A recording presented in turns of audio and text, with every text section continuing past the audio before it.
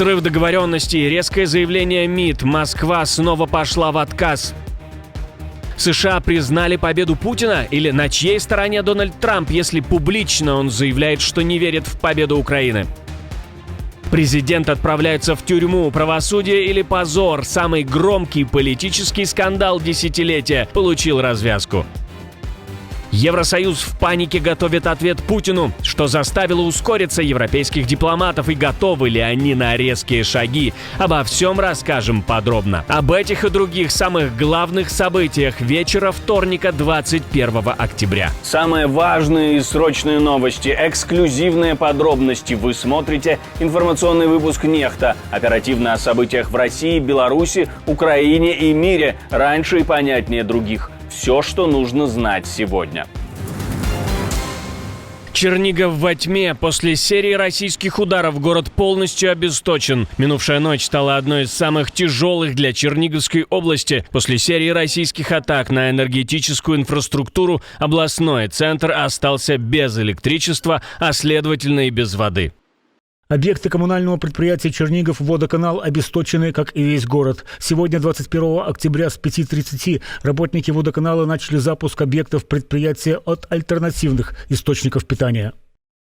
Коммунальщики пообещали организовать подвоз питьевой воды в отдельные районы и призвали граждан сохранять спокойствие и экономить ресурсы. Атака стала продолжением трехдневных обстрелов энергетических объектов области. 19 октября российские войска нанесли ракетный удар по объекту в Корюковском районе, оставив без света более 55 тысяч абонентов. Позже под огонь попала энергетическая инфраструктура в Нежинском районе, а 20 октября удары беспилотников обесточили всю северную часть региона. Теперь весь Чернигов погрузился во тьму, а энергетики и спасатели круглосуточно пытаются восстановить питание. Власти предупреждают, ремонт может занять несколько суток.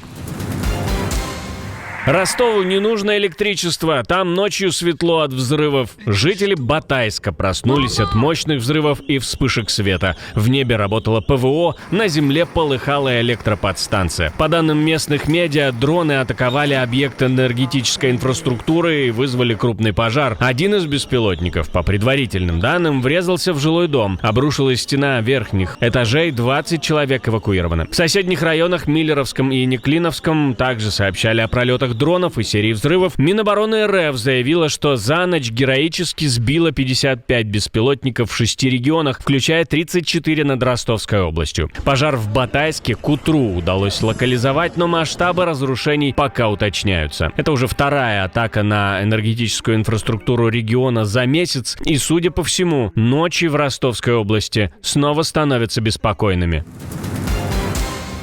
Евросоюз спешно собирает антипутинский пакет, опасаясь сделки Трампа. В Брюсселе царит напряжение. Европейские союзники Украины лихорадочно согласовывают новый пакет поддержки Киева перед встречей Дональда Трампа и Владимира Путина, которая должна пройти в Будапеште. По данным Политико, ЕС близок к принятию 19-го пакета санкций, направленных на военный бюджет России, а также обсуждает механизм разблокировки замороженных активов Москвы.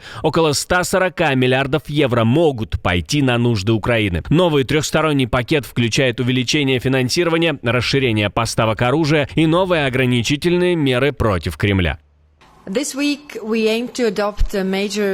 этой неделе мы намерены принять новый масштабный пакет санкций против России. Каждый евро, который мы не даем России, это евро, которое она не сможет потратить на войну. Министры сегодня также четко дали понять, после 19-го пакета санкций мы должны сразу начинать работу над следующим. Он точно не будет последним. В Европе растут опасения, что Трамп и Путин могут заключить невыгодное для Киева соглашение о прекращении огня, которое фактически узаконит текущие линии фронта. Трамп снова изменил позицию. Теперь он готов заморозить конфликт, хотя месяц назад говорил о полном возвращении территории Украине. Европейские лидеры считают, что такое развитие событий может стать катастрофой не только для Украины, но и для всей Европы, открыв дорогу реваншу России. К тому же резкие заявления Дональда Трампа не добавляют оптимизма в этот вопрос.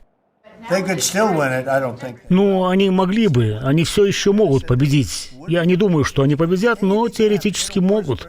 Я никогда не говорил, что они победят. Я говорил, что они могут победить. Война – очень странная вещь. Много плохого происходит. Иногда и хорошее.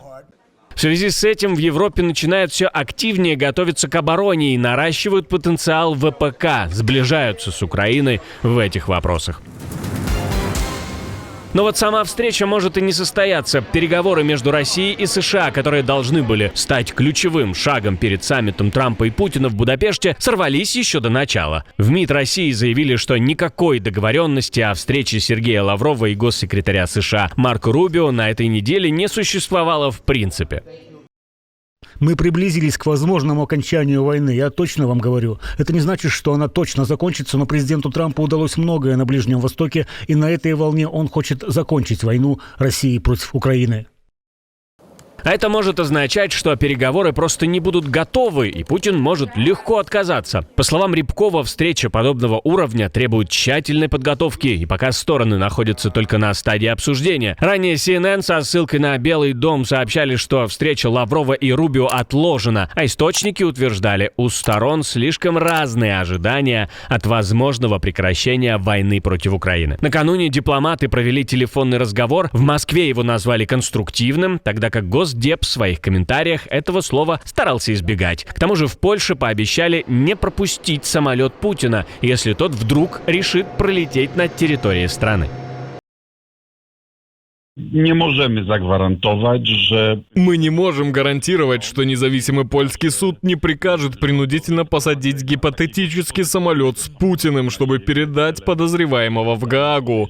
То, что государство, член ЕС, связанное обязательствами перед Международным уголовным судом, приглашает к себе президента Путина, вызывает отвращение. Это также показывает, что Венгрия позиционирует себя не как часть Запада, а где-то между Западом и Россией.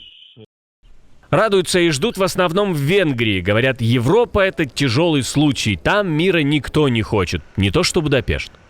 Az európaiak nem arra helyezik a fókuszt. Европейцы не сосредоточены и не заинтересованы в том, чтобы Будапештский саммит мира действительно привел к миру. И я должен сделать вывод из сегодняшних выступлений, что европейские политики сделают все возможное, чтобы этот саммит вообще не состоялся. Вместо того, чтобы радоваться новой встрече США и России, вместо того, чтобы радоваться очередному большому шагу к миру, европейские политики сохраняют поддержку продолжения и затягивания войны. К слову, официально Будапешт не будет против 19-го пакета санкций и не будет его блокировать. Как минимум из-за того, что уже предусмотрели все нужные для себя моменты в разделе «Исключения». Серия диверсий предотвращена. Цепочка событий привела к тому, что диверсанты не достигли своего. Это не значит, что страна может спать спокойно, но значит, что правоохранители работают. Польские спецслужбы провели масштабную операцию против возможных диверсантов. Агентство внутренней безопасности задержало 8 человек в разных регионах страны по подозрению в подготовке диверсий. Агентство внутренней безопасности совместно с другими службами недавно задержало 8 человек в различных частях страны по подозрению в подготовке диверсий.